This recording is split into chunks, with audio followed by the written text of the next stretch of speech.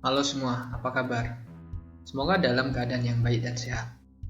Selamat datang di channel YouTube Dosen Muda. Video kali ini kita akan mempelajari tentang desain penelitian epidemiologi observasional. Investigasi atau penelitian epidemiologi bertujuan untuk menjawab fenomena kejadian kesehatan yang ada pada suatu populasi. Teman-teman bisa mengaplikasikan berbagai tipe studi dan desain investigasi tergantung pada kondisi tertentu dan tujuan yang ingin dicapai. Untuk bisa memahami epidemiologi, teman-teman bisa memperhatikan beberapa pertanyaan berikut. Yang pertama, bagaimanakah tren penyakit malaria di suatu daerah? Lalu pertanyaan yang kedua adalah, apakah ada hubungan antara usia seseorang dengan kejadian kanker prostat? Yang ketiga, apakah ada perbedaan efektivitas obat kumur antiseptik beralkohol dan non-alkohol dalam menurunkan akumulasi plak pada gusi? Lalu yang keempat, apakah rokok bisa menyebabkan kanker di masa depan?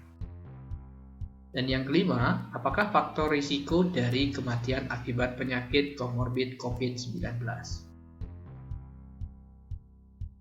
Untuk menjawab keempat pertanyaan tersebut, tentu ada metode dan desain dalam epidemiologi yang dapat kita gunakan. Dan masing-masing pertanyaan mempunyai desain dan juga studi yang berbeda. Secara garis besar, desain penelitian dalam epidemiologi terbagi menjadi dua kelompok, yaitu penelitian observasional dan penelitian eksperimental. Jika teman-teman ingin mengetahui tren suatu penyakit malaria di suatu daerah, dan juga ingin mengetahui hubungan antara usia seseorang dengan kejadian kanker prostat, maka desain atau studi observasional lah yang paling tepat digunakan. Sedangkan jika teman-teman ingin menguji eksperimen, seperti ingin mengetahui apakah ada perbedaan efektivitas obat kumur antiseptik beralkohol dan non-alkohol dalam menurunkan akumulasi plak pada gusi, maka desain atau studi eksperimental lah yang paling tepat digunakan.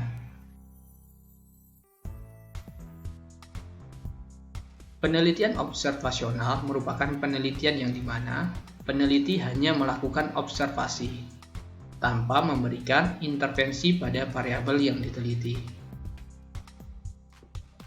Secara umum, studi observasional terbagi menjadi dua bagian besar, yaitu studi deskriptif dan studi analitik.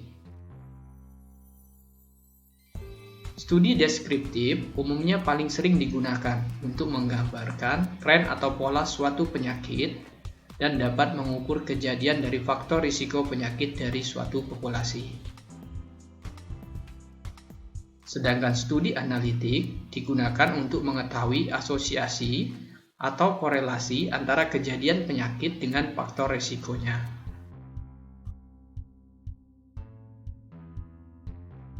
Untuk dapat memahami lebih jauh studi observasional, secara garis besar desainnya dibagi menjadi 3 jenis, yaitu yang pertama adalah desain pontong lintang atau cross-sectional. Yang kedua adalah cohort. Yang ketiga adalah kasus kontrol atau case control. Perbedaan ketiga desain tersebut adalah terletak pada faktor paparan atau exposure factor dan kejadian penyakit atau disease-nya. Pada studi desain cross-sectional, faktor paparan dan kejadian penyakit terjadi pada masa sekarang secara bersamaan. Sebagai contohnya adalah teman-teman ingin mengetahui hubungan antara usia seseorang dengan kejadian kanker prostat, yang dimana antara exposure faktor yaitu usia dan disease yaitu penyakit prostat terjadi secara bersamaan.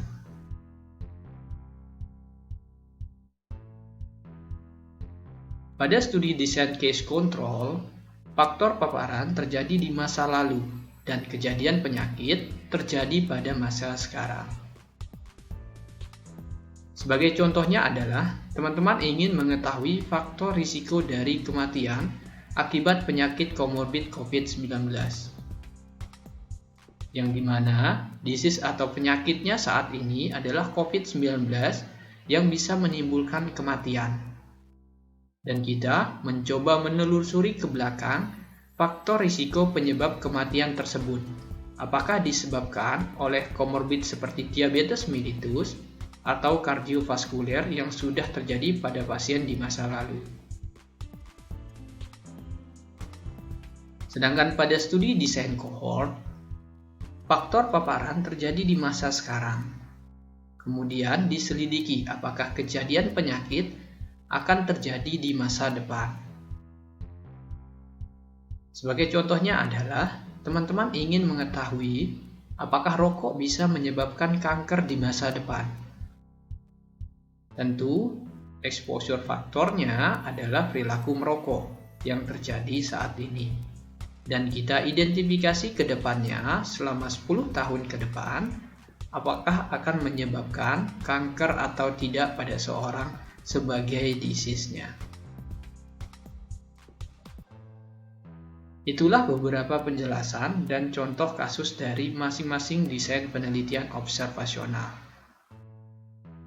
Pemilihan desain studi tergantung pada tujuan penelitian atau investigasi yang ingin dicapai. Semoga video ini bisa bermanfaat bagi teman-teman semua. Terima kasih, sampai jumpa di video selanjutnya.